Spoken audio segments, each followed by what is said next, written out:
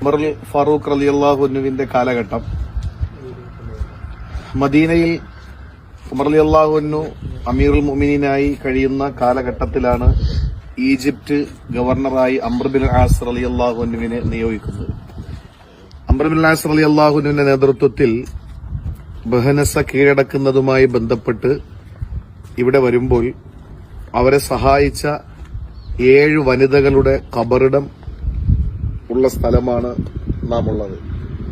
അവർ 7 പേരും സഹാബിയത്തുകളാണെന്നും അതല്ല താബിയത്തുകളാണെന്നും അതല്ല മസ്രികളാണ് എന്നും അഭിപ്രായമുണ്ട്.